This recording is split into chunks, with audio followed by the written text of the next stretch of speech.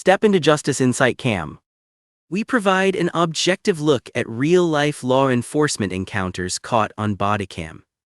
Going beyond the surface, we dissect the legalities, the truth, and the educational aspects of every situation. Let's uncover the reality of policing. License and registration, both of you. ID's out now. Officer, what's the reason for the stop? I'll tell you the reason when I'm ready. ID's now. Can you explain what traffic violation occurred? Who asked you? Driver, tell your buddy to keep his mouth shut.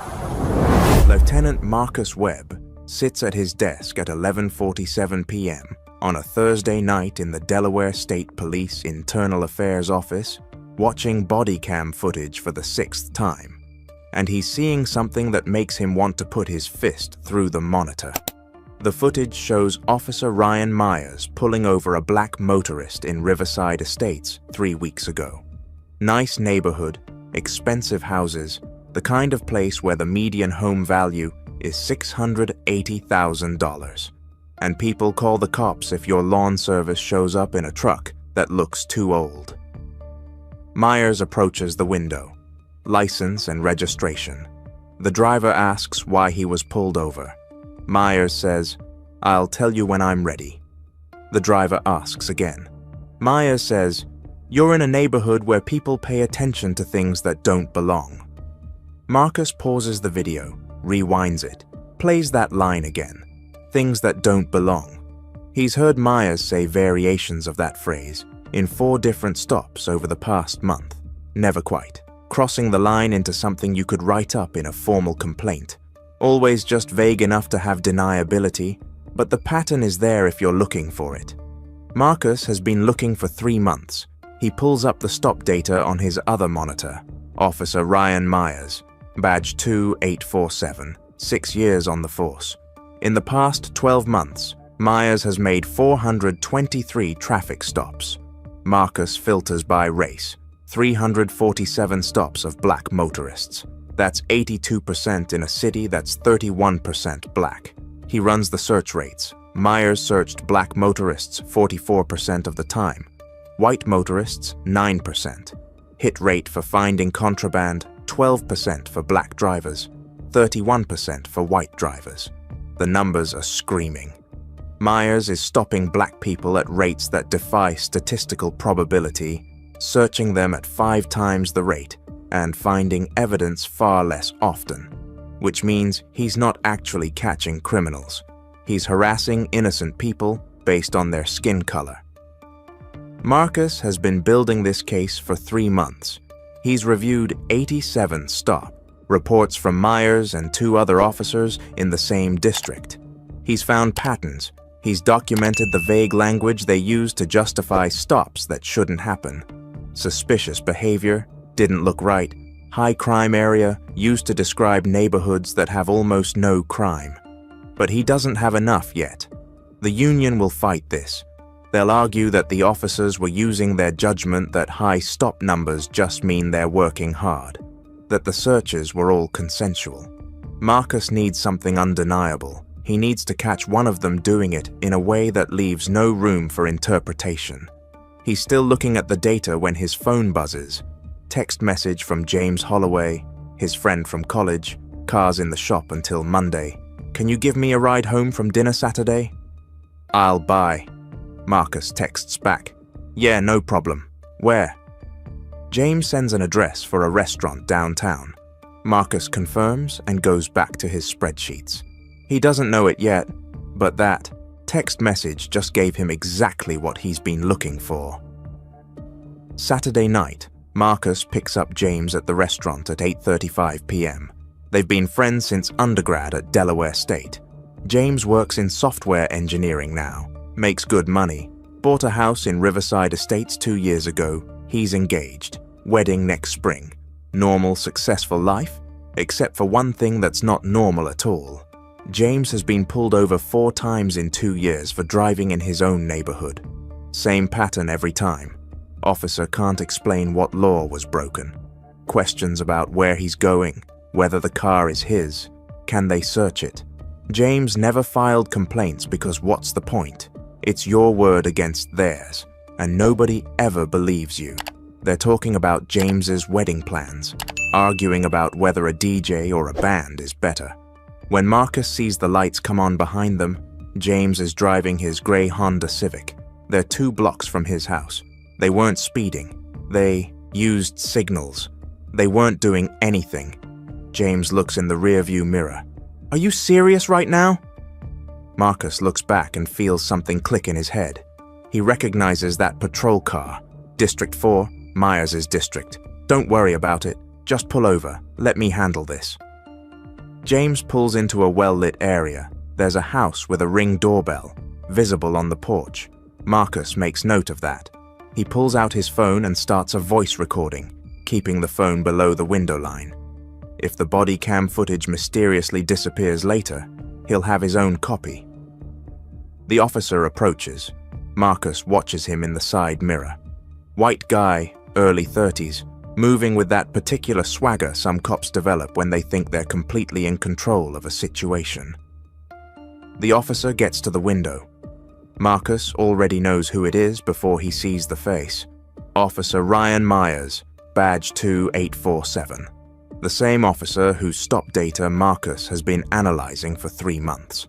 The same officer who said, "Things that don't look right 4 times in recent stops." And he's about to say it to an internal affairs lieutenant who's been building a case on him, though Myers doesn't know that yet. Myers raps on the window with his flashlight. James rolls it down. "Good evening, officer." The flashlight beam goes straight into James's face, then swings to Marcus.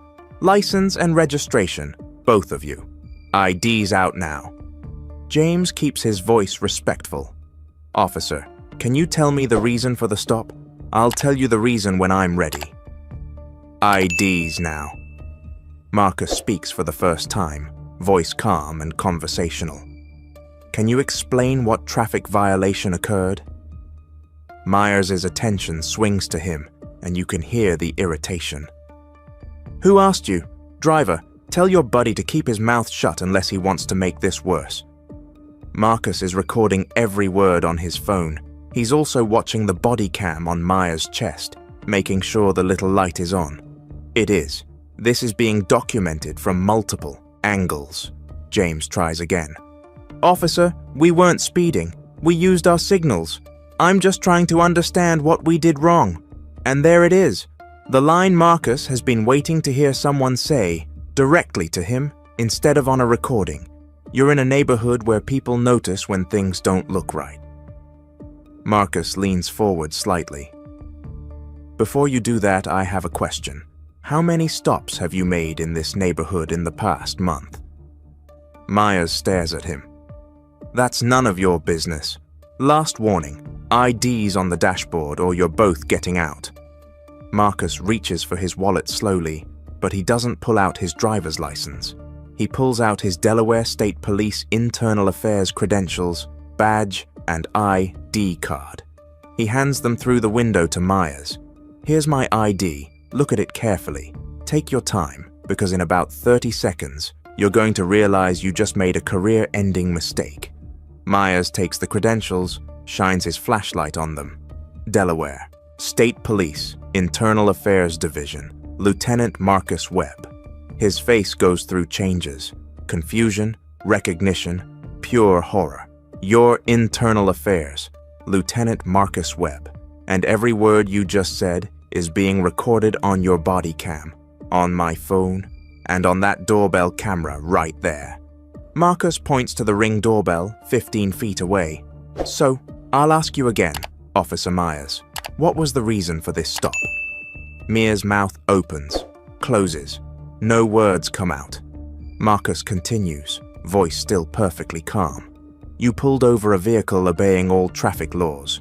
You refused to explain the reason for the stop. You made statements suggesting we look out of place in this neighborhood. You threatened to search without probable cause. You want to try again? What was the reason for this stop?" I thought the car looked. Myers' voice is shaky. Now Marcus doesn't help him. Just waits. What traffic law did we violate specifically?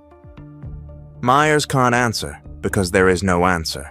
That's what I thought. "What's your name and badge number?" Officer Ryan Myers, badge 2847. Marcus nods. He already knew, but he wanted it on recording. Officer Myers, I'm going to need you to step back from this vehicle. We're leaving now, and Monday morning, you're going to be called into a meeting with your supervisor and a union representative. I suggest you spend the time between now and then thinking about whether you want to try to explain this stop, or whether you want to start looking at other career options. Meyer steps back. James drives the 2 blocks to his house without saying a word. They get inside, close the door. Then James says, "What just happened?" Marcus is already pulling up the phone recording, making sure it captured everything. I've been investigating Myers for 3 months, building a case on his stop patterns, and he just handed me exactly what I needed. James sits down heavily. This has happened to me 4 times. 4 times in 2 years, and I never thought anyone would believe me. I believe you, and now I can prove it. Have you ever been right about something for so long that when you finally get proof, you don't even feel vindicated? You just feel tired. Drop a comment if you know that feeling. What Marcus does next is what separates mediocre investigations from cases that change departments. He doesn't just write up the stop and call it a day.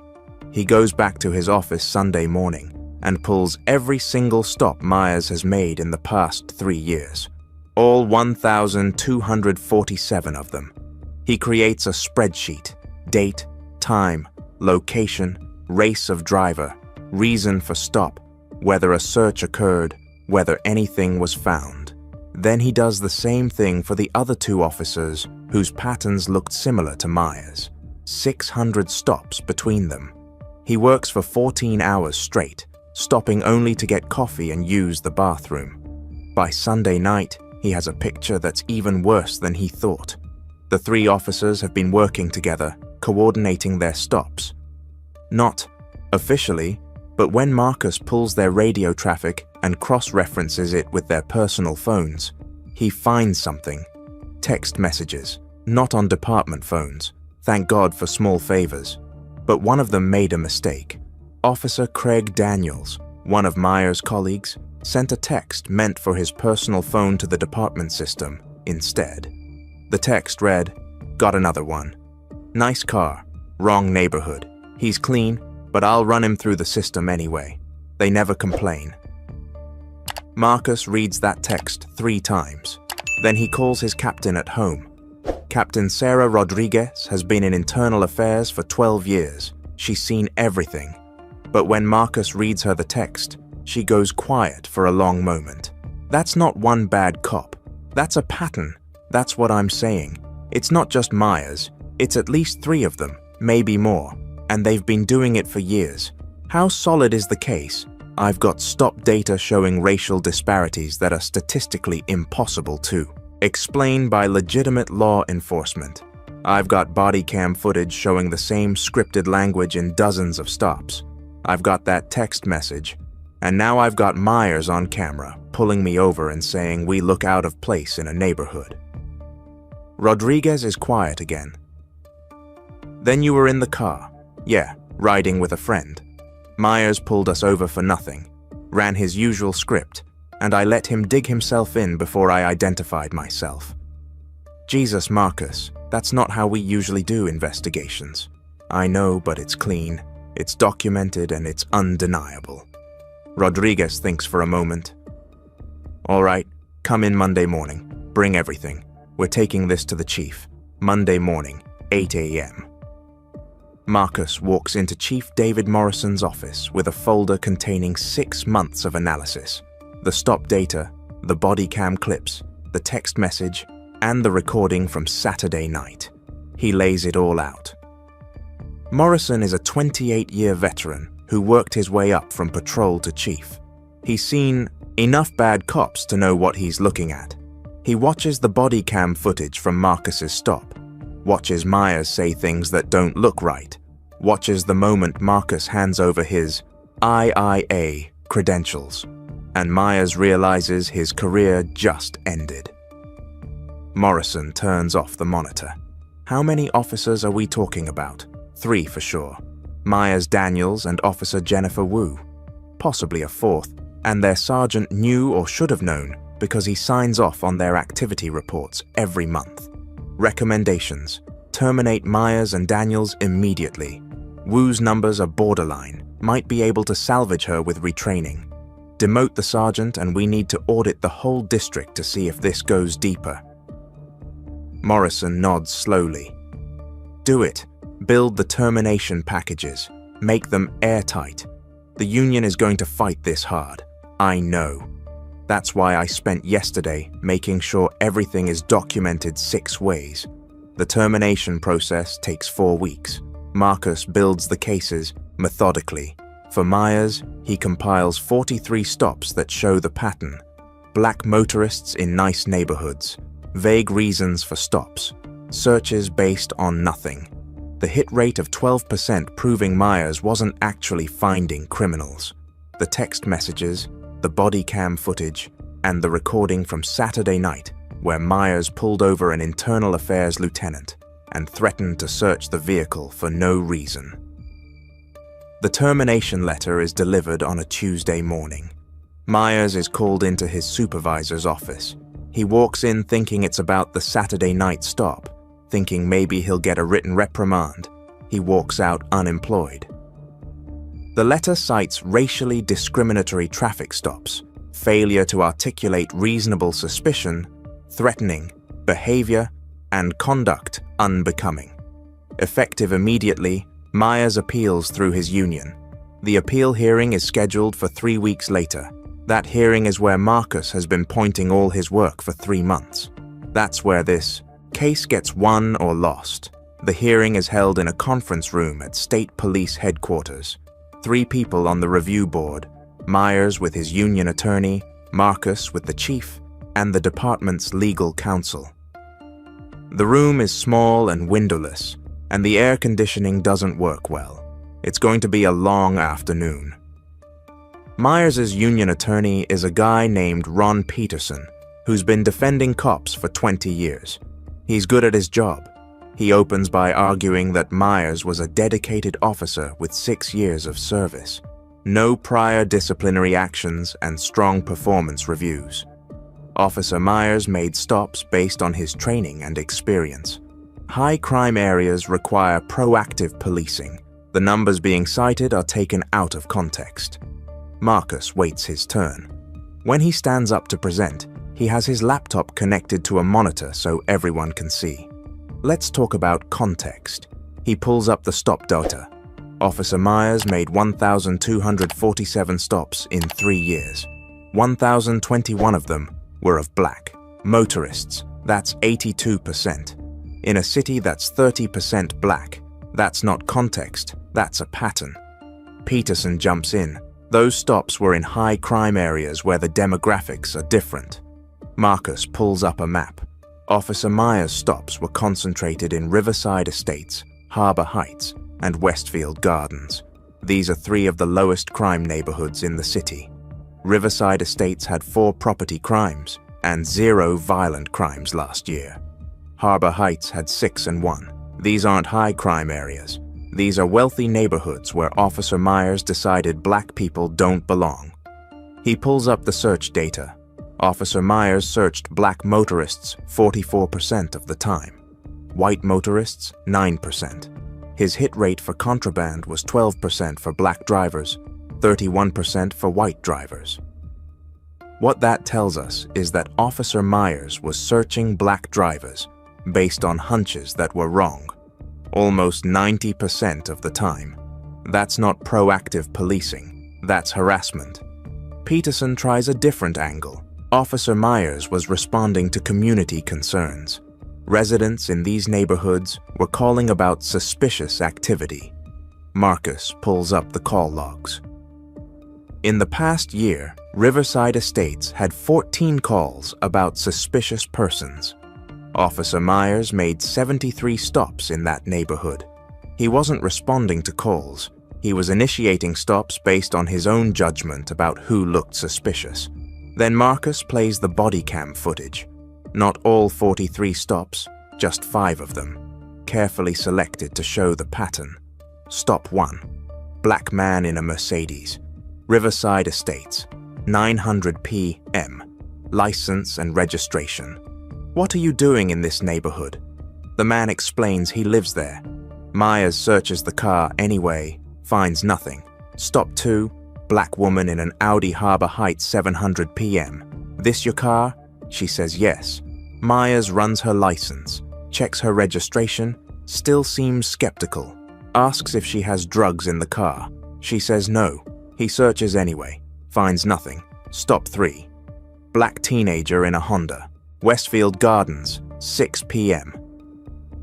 Where are you coming from? The kid says, school. Myers asks to search. The kid doesn't know he can say no. Myers searches, finds nothing. The pattern is undeniable.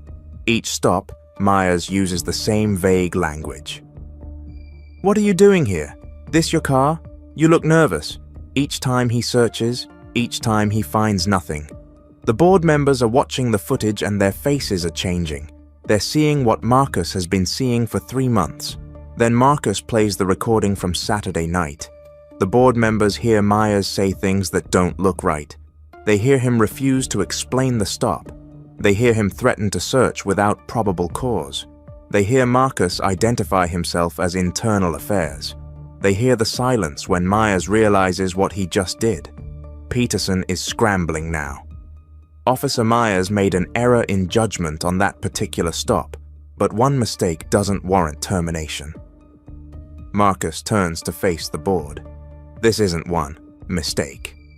This is a 3-year pattern of systematically targeting black motorists in wealthy neighborhoods based on Officer Myers' belief that they don't belong there. The Saturday night stop is just the first time he made that mistake to someone with the authority to do something about it. He pulls up one more thing. The text message. Got another one. Nice car. Wrong neighborhood. He's clean, but I'll run him through the system anyway. They never complain. This text was sent by Officer Craig Daniels, one of Officer Mears's colleagues in the same district. Nice car, wrong neighborhood. That's the criteria. He's clean, but I'll run him through the system anyway. That's the admission that they know these stops aren't producing evidence, but they're doing them anyway. They never complain. That's why they thought they'd never face consequences. The board chair looks at Myers. Do you have anything to say? Myers stands. His attorney tries to stop him, but Myers talks anyway. I was doing my job. I was keeping those neighborhoods safe. If people in those neighborhoods don't want to get stopped, they should. He catches himself, stops, but it's too late. Everyone in the room heard where that sentence was going. The board deliberates for 45 minutes. When they come back, the chair reads the decision. We find that Officer Myers engaged in a pattern of racially discriminatory traffic stops over a period of 3 years. We find that he failed to articulate reasonable suspicion for the majority of these stops. We find that his conduct violated department policy and the constitutional rights of numerous citizens. The termination is upheld. Myers' face goes blank. His attorney puts a hand on his shoulder, but Myers shrugs it off. He stands up, walks out of the room without saying a word. Marcus watches him go and doesn't feel victorious. He feels tired because Myers is one cop in one city, and the system that let him operate for 6 years is still there. The story hits the news 2 days later when the termination becomes public record. Internal Affairs, Lieutenant catches officer during traffic stop. Investigation leads to firing. The body cam footage from Saturday night is released as part of the investigation findings. The local news runs it, then CNN picks it up, then it goes viral. 7 million views in the first week. People watch it and feel that specific satisfaction of watching someone get caught doing exactly what they thought they'd never answer for. But Marcus doesn't watch the view counts. He's already moved on to the next part of the investigation. Officer Daniels and Officer Wu.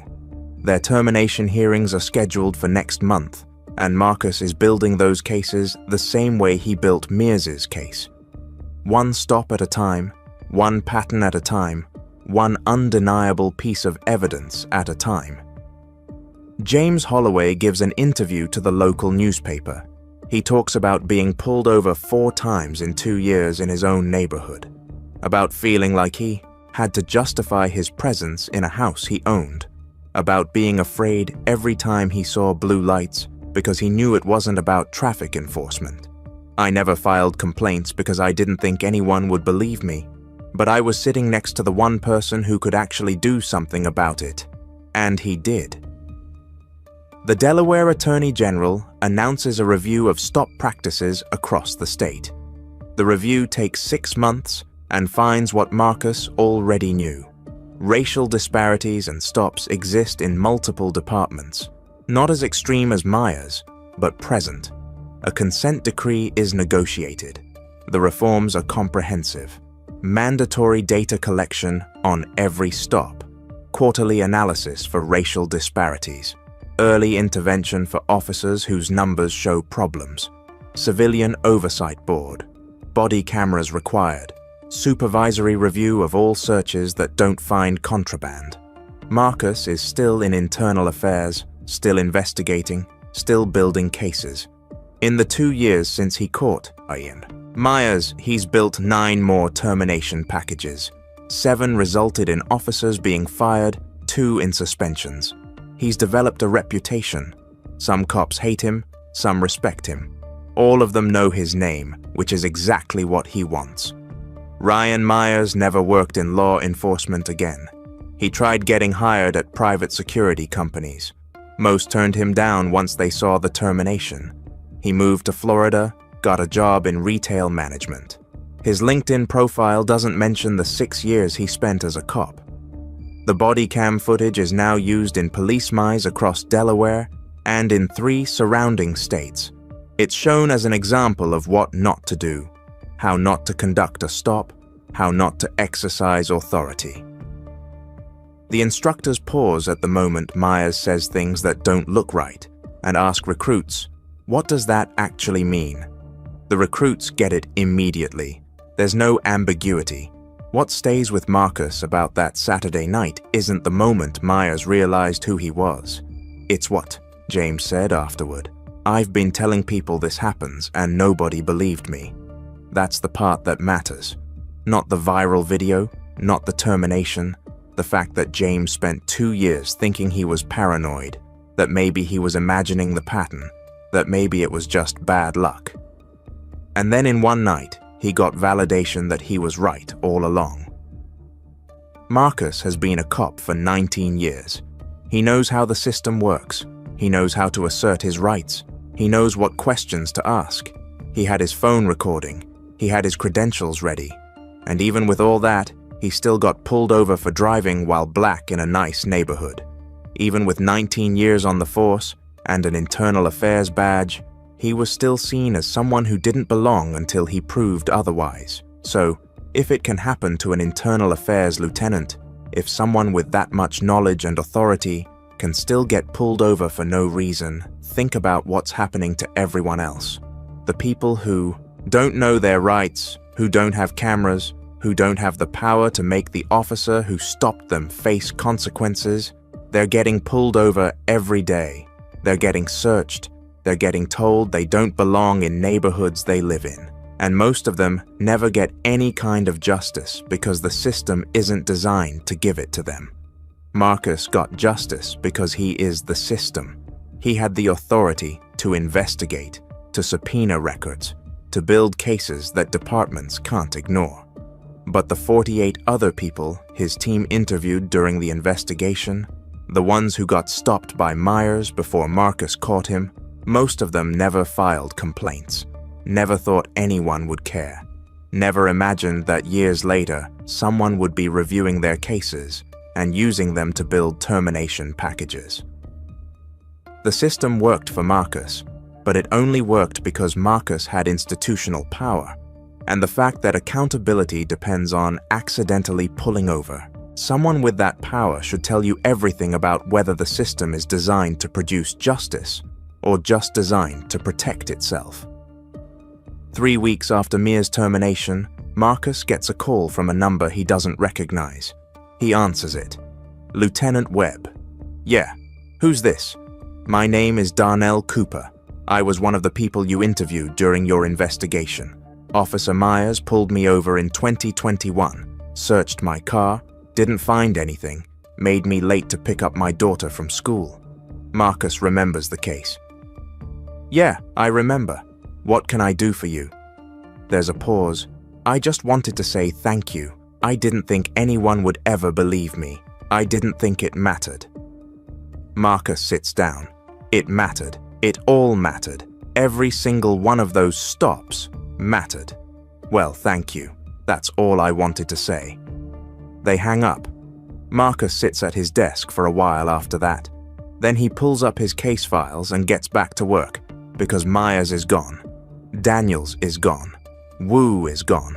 But there are other names in the data, other patterns emerging, other officers who think they'll never face consequences. And Marcus will be there, building cases, one stop at a time, until the numbers start to change. Share this if you think accountability shouldn't depend on accidentally pulling over the one person who has the power to do something about it, because it shouldn't. But right now it does. And until that changes, the only thing protecting people from cops like Myers is luck. And that's not a system, that's a lottery. Thank you for joining us. If you appreciate this level of detail, do not forget to like, share, and subscribe to Justice Insight Cam. Stay knowledgeable, keep yourself safe, and tune in for our next update.